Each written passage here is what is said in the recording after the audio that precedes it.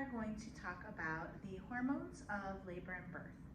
So all these years of research, and we still don't know exactly why it is that some people go into labor at 40 weeks and 3 days and others go into labor at 38 weeks or 39 or 32 or 41.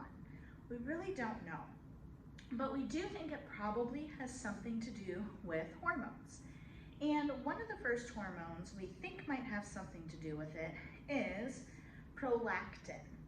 So prolactin is the hormone responsible for making milk, okay?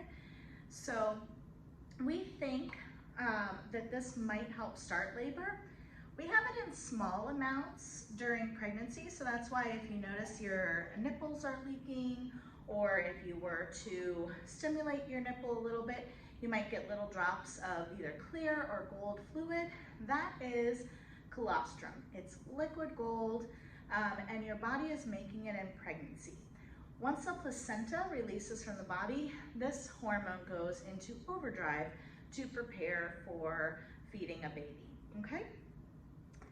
The other hormone that we think has an effect on starting labor is prostaglandins. Prostaglandins are hormones that get the body ready for labor. So if contractions just start on a cervix that's not really ready for labor, it's not starting to open, it's not very soft, we don't tend to see a lot of change happening. So prostaglandins are helping to get that cervix ready for labor. And we think those two may start working a little bit before labor. Then, some of the hormones really active during labor are oxytocin. So oxytocin is the hormone of love. It is the hormone responsible for orgasm.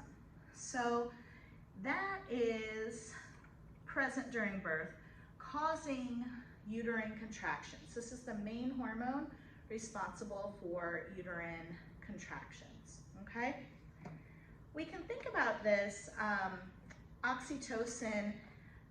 Pitocin is the synthetic version of oxytocin. If you've ever heard of somebody getting induced with Pitocin, we tried to take oxytocin and bag it up and use it to induce labor. And the problem with that is it does not have the same effect. So if we think about when oxytocin is usually present in our everyday lives, do we typically associate that with bright fluorescent hospital lights and kind of a medical environment? Not usually. So that's why even if you do need to be induced, trying to find ways to boost this natural oxytocin is really beneficial. And we can do that with things like comfort measures and anything we can do to kind of help our body take over. The other thing that doesn't happen when we have synthetic Pitocin or oxytocin is endorphins. So endorphins are another hormone that is very present during labor. Endorphins are a pain relieving hormone.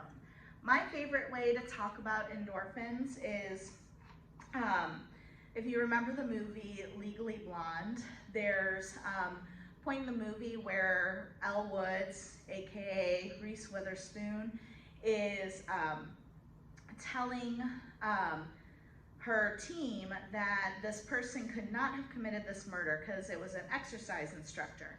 And she says, exercise makes endorphins. Endorphins make people happy. Happy people just don't shoot their husbands. They just don't.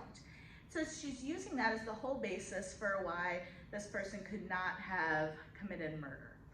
So endorphins are also that feel-good hormone we have after exercise.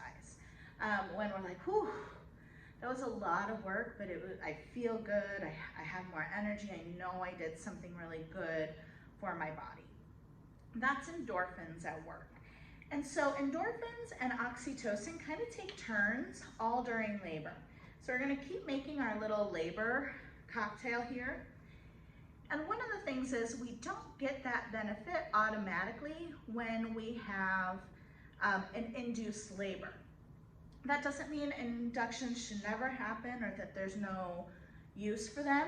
It just means we have to think about how can we make sure all of these hormones are on board if we are inducing the labor for medical reasons, and how can we kind of keep our labor going, okay? So oxytocin and endorphins take turns and kind of balance each other out. Because oxytocin's an awesome hormone, but it's super strong in labor. And so those endorphins that we get while we're moving throughout labor just kind of help keep it in check a little bit, okay? So now I've got a pretty full cup here, and at the end of labor comes a group of hormones called catecholamines.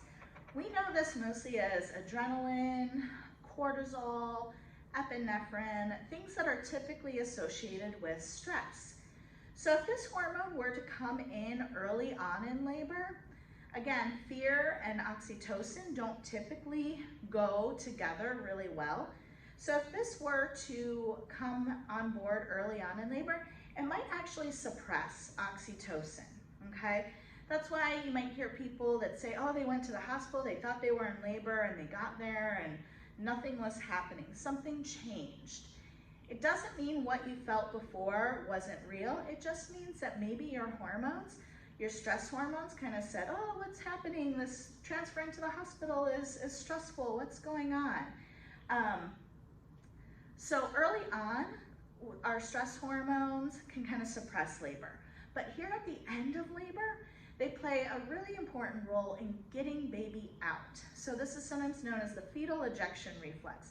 So that final push that really gets baby out is helped along by these catecholamines. So when we add some of these adrenaline-like hormones to the end, and hopefully you can see this, we have a hormone baby, and we bubble over and we have a complete hormone labor cocktail.